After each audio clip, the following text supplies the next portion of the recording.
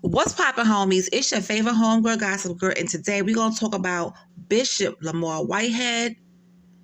He is convicted of multiple frauds, including ripping off a parishioner's mom. Let's go ahead and get into it. The flashy Brooklyn bishop, accused of defrauding a parishioner's mother out of her life savings and blowing the funds on designer clothes and flashy supercars, has been convicted. Jurors in Manhattan Federal Court found Lamar Miller Whitehead, who is 47 years old, guilty of 5 counts, including wire fraud, attempted extortion, and lying to FBI agents about having a second cell phone on Monday. The charges stem from 3 separate schemes and carry up to 45 years in prison. Now, Whitehead, infamously known as the Bling Bishop, ran a church in Canarsie called Leaders of Tomorrow International Ministries. He was accused of conning Pauline Anderson, an elderly single mom, out of $90,000, promising that he would buy her a house. Instead, prosecutors said he spent the money on luxurious items. Last month, Bishop Whitehead appeared in court donning a $2,250 Fendi backpack before his lengthy record of deceit came to light. The Rolls-Royce driving bishop was trusted by many in his community, Assistant U.S. Attorney Jessica Greenwood said at the time. The defendant abused the trust by lying again and again, she said. He lied about how much money he had, he lied about his business plans, and he lied about having influence with people that were powerful, all with the goal of getting money and property to fund his extravagant lifestyle. She accused Whitehead of convincing the elderly woman, a former nurse, that he would use her retirement savings to buy a fixer-up home and renovate it for her to live in. And she believed the defendant, a man who by that time had become a mentor and spiritual advisor to her son. Now, Whitehead ultimately splurged the money on designer clothing and a BMW payment. When the victim's son attempted to recoup his mother's funds, Whitehead said in a text message he was asking God to exact vengeance upon the man. Wow. 2 other schemes targeted a money-lending company and a Bronx businessman. Prosecutors said the bishop drew up fake bank statements to secure a $250,000 loan, claiming that he had millions in a company account that actually contained less than $6. He was also accused of attempting to extort $5,000 from Brandon Belmonte, the owner of a Bronx auto body shop, after a repair job.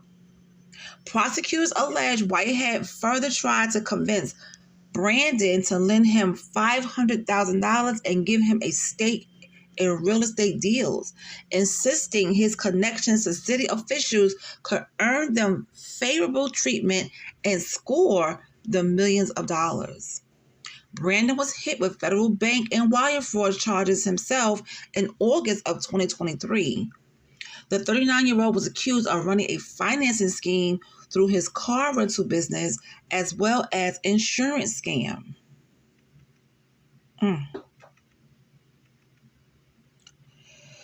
Records show Whitehead lived in a $1.6 million home in Paramus, New Jersey, and owned multiple apartment buildings in Hartford, Connecticut. He was arrested in December of 2022 in connection to the cases being heard in federal court, but was released after posting a $500,000 bail.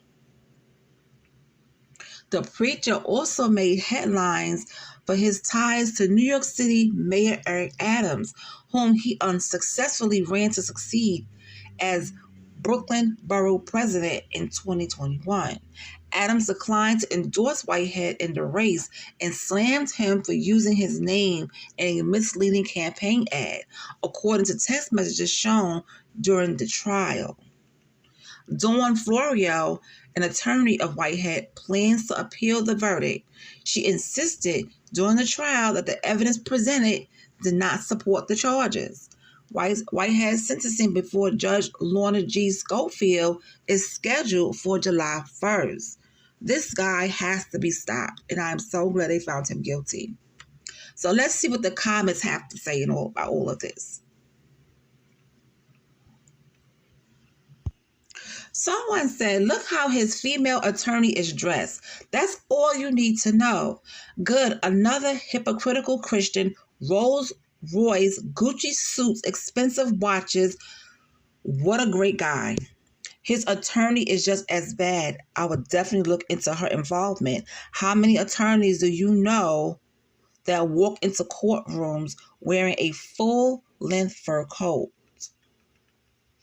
Well, if she's a lawyer and she's been, defending, high-profile cases, and she has the money, then if that's what she wants to wear, that's what she wants to wear. But I get what you're saying. I get exactly what they're saying. We have a minister here who are just like this crook. Flashy new cars every year for the pastor and his wife, beautiful homes and expensive clothes. He demands that his parishioners tithe to support. Some people go to jail for fraud, some don't, and why? Listen, anybody that does fraud needs to go to jail, okay? People out here work hard for their money, and the last thing anybody needs is someone scaring them out of their money, okay? So I'm glad he was found guilty. And what needs to happen is some of the things that he has that are worth money and add up to $90,000, they need to sell those items and give the money back to the woman he took it from. Okay? He's living in a $1.6 million home. He has other, properties. His church is in Canarsie. The people that go to his church, I'm pretty sure, are not well off. And they're giving him their hard-earned money because they trust him. Okay? He was their bishop. They trusted him. So they paying their tithes and everything. And he is the one getting rich off of it. What is he doing to the community? What is he doing for their community? How much has he done for their community? While he's living in his $1.6 million home, and his children probably go to private school, and while his wife is wearing the latest fashions. Okay, you see how Bishop Lamor dressed? I'm pretty sure his children and his wife dressed the same way. Name brand galore. Gucci, Fendi, okay, Dior, Rolls Royce cars. Like, he gives off the vibes of a person who never had nothing growing up, and now that he's an adult and he has a family, he's trying to make up for lost time. If it was meant for somebody to have all those things, I'm pretty sure he would have had all those things, but he scammed to get those things, okay? People were giving him money through the church. They trusted him. He swindled money from the elderly woman, her life savings that she worked hard for. She trusted him. And look what he did. He ruined her trust. He betrayed her. So I'm glad that he is found guilty. And like I said before, all the things that he has, like that car, and those other properties need to be sold to give this lady back her money. Okay? But anyway, you guys, I just want to give you an update on this case. It's just crazy. He has a history of doing, crimes. And he hasn't changed. He hasn't changed not one bit.